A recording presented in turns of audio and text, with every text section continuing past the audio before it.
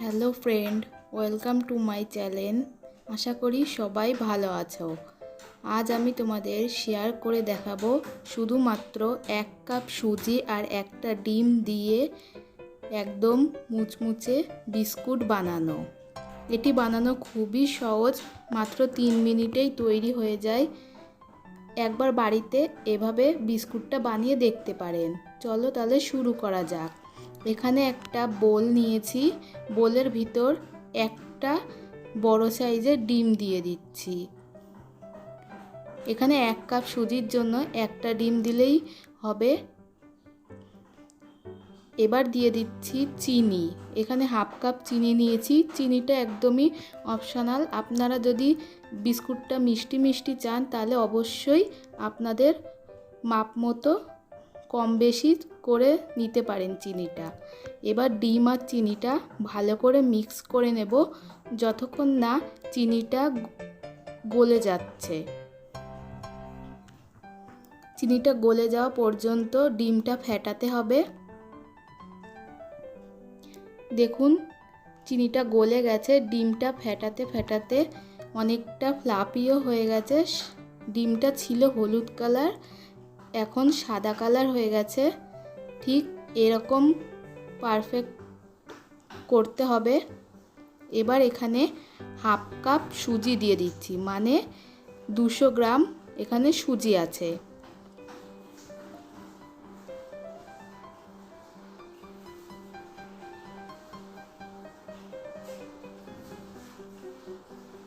এবার একটা হ্যান্ড উইক্সের সাহায্যে ভালো করে ডিমের ব্যাটারের সাথে সুজিটা মিক্স করে নেব।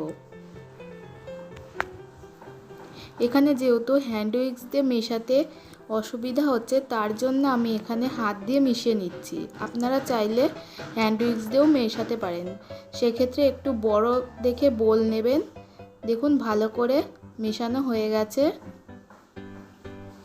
ডোটা ঠিক এরকম হবে। এবার হাতে তেল মেখে নিয়েছি। এখানে আপনারা ঘি বা বাটারও মেখে নিতে পারেন। এবার অল্প অল্প ডো নিয়ে হাতের তালুতে প্রেস করে এবার ভালো করে গোল করে লেচির আকারে গড়ে নেব। তারপরে ভালো করে চ্যাপটা করে নিয়েছি। এখানে আমি ডিজাইনের জন্য একটা চামচ নিয়েছি। চামচ দিয়ে প্রেস করে করে দাগ কেটে নেব। এটা আপনারা নাও করতে পারেন, কিন্তু করলে দেখতে সুন্দর লাগে। এভাবে সব বিস্কুটগুলো তৈরি করে নিচ্ছি। দেখুন সব বিস্কুটগুলো তৈরি করে নিয়েছি। দেখতে কতটা সুন্দর লাগছে। ঠিক বিস্কুটটা এরকম পাতলা করতে হবে। এর থেকে বেশি পাতলা করলে তেলে দেওয়ার সময় ভেঙে যেতে পারে। এবার একটা কড়াইতে তেল গরম করে নিয়েছি পর্যাপ্ত পরিমাণে। এবার এতে বিস্কুটগুলো দিয়ে দেব। তেলটা বেশি গরম করা যাবে না, নাহলে তাড়াতাড়ি বিস্কুটটায় কালার চলে আসতে পারে, কিন্তু ভেতরে ভাজা হবে না। তার জন্য ফ্লেমটা মিডিয়ামে রেখে বিস্কুটটা ভাজতে হবে। আমি এখানে অর্ধেক কয়টা বিস্কুট নিয়েছি। এভাবে আমি ভেজে নিচ্ছি লাল লাল করে। দেখুন এর থেকে বেশি ভাজা যাবে না, না হলে বিস্কুটটা পুড়ে যেতে পারে। এভাবে সব বিস্কুটগুলো ভেজে নেব।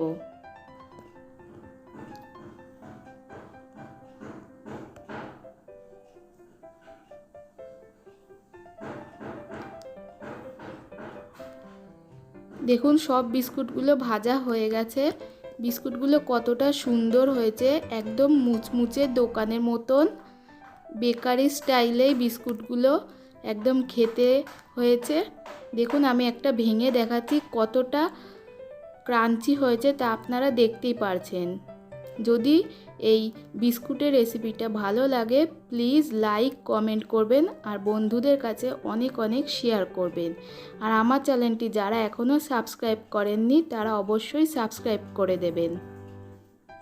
এই বিস্কুটটা একবার বাড়িতে বানিয়ে দেখতে পারেন, আর বানালে অবশ্যই কমেন্ট বক্সে জানাবেন কেমন হয়েছে।